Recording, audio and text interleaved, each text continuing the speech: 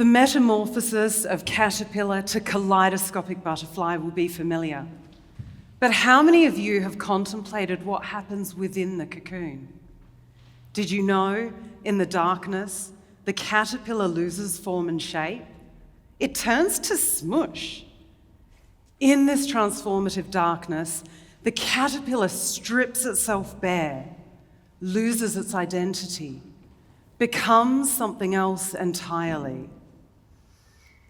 It becomes what it was always destined to be. This ex-caterpillar can tell you from experience that going into this darkness is never easy. But to transform, there is no way around, only through. My own journey has often been lonely, dark, and scary. Metaphorically and actually, it has repeatedly had me on my knees, screaming for God to take me home. I can't do this anymore. Yet, in my cells and smush, this was my path. The tipping point, questions that seemingly came from nowhere. Am I living a life I'd be happy for my children to live? Am I loving and being loved the way I want them to experience love? The answers, emphatically no and no. From birth, we are not encouraged to live as caterpillar that will metamorphose into butterfly in the right way, at the ideal time, just like that. We are seen as lumps of clay to be shaped and moulded, be socially acceptable, fit other people's ideals and expectations. Trained from childhood to be the good girl, checking predetermined boxes of social acceptability, good grades, travel, marry the man you should marry, 2 children, nice house, more travel, check, check, check. Each checkbox a stepping stone to becoming the person I thought I should be, to be accepted and loved. As a balance sheet, the perfect life. Behind closed doors, a different story. I was sick, depressed, scared, utterly unfulfilled. I didn't know my normal wasn't normal. I'd been told relationships were hard work, so I thought I was acing marriage. A+, good girl. Each twist and turn of my kaleidoscope, rather than colourful patterns, pieces fell out, shapes merged, colours dulled. My kaleidoscope became greyed and muted. Click. I was overtly rude to my uncle, a young teenage girl not questioned why her usual politeness was absent, instead told to give him hugs and kisses. No protection, just thrust towards an inappropriately affectionate man, touching her, kissing her on the mouth. Click. My ex grilling me on innocuous thoughts and beliefs. Why do you think that? But why do you think that?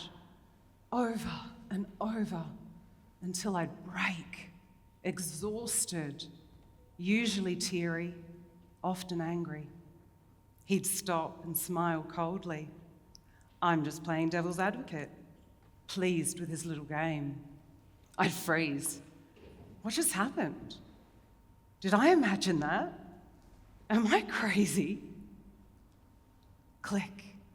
A beautiful tableau. My 18-month-old son finally playing ball with his dad in the garden. Then belittlement, chiding. What's wrong with you? Why can't you catch a ball? Are you stupid? My toddler slouching, giving up. There were other, worse examples. My experiences taught me to hate myself, to think I was worthless and unlovable, not to trust my intuition. I didn't matter. Although the abuse at others' hands was horrific, I was my own biggest abuser. I couldn't escape the self-flagellation. Lost, directionless and cowering. I didn't know what I would become. When life's questions arise, we have a choice: continue and double down, or unpack everything. What stays? What's rewritten? What's discarded? How can we add colour to our lives, reconnect to our soul's sparks? How do we craft a life of illumination and deliberate creation from our smush? Here's 3 colours of the kaleidoscope that guided me: red, green, and gold. Firstly, a splash of red, learning to love my anger. Anger mobilizes us, and it's easy to express, although how many of us have spewed over anger over those who do not deserve it? Anger directs us to what lies deeper. It tells us when we are fearful or hurt. It highlights boundary violations. It directs us to emotions we'd rather not feel: unlovability, unworthiness, not enoughness. My favorite shade of anger: wrath.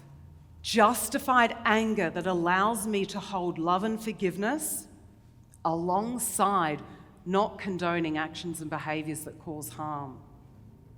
Anger went from my most feared and misunderstood emotion — after all, good girls don't get angry — to being my greatest teacher. Red also reconnected me to my passions. What lights you up? What gives you purpose? How can you add more of that into your life? Next, green. Green taught me to nurture myself before I nurture everyone else. Did you know resentment belongs to the envy family? This changed everything for me. Resentment was my thing. After all, everyone else got what they wanted. I didn't matter. Now resentment creeping in shows me when I am not caring for myself, not honoring my wants and needs. When I redress that balance, resentment disappears. Then I can nurture others. And finally, perhaps most paradoxically, gold. See that nugget of gold buried in the earth. Lumpy, bumpy, grit in the crevices. Shiny, pure heart. A bit like us, don't you think? It's perhaps the perfect metaphor for humanity. The dirt and grit shaping our imperfect exterior. The soil, sometimes heavy, sometimes holding us together. Imperfections, yet precious and valuable heart. It's a tough lesson to learn, and even tougher path to walk, especially when life challenges us. Can you own the dirt, grit, and pressure that shaped you? And when life gets tough, can you reconnect to your pure, divine, precious heart? As Marianne Williamson states, our deepest fear is that we are powerful beyond measure. It is our light, not our darkness, that most frightens us.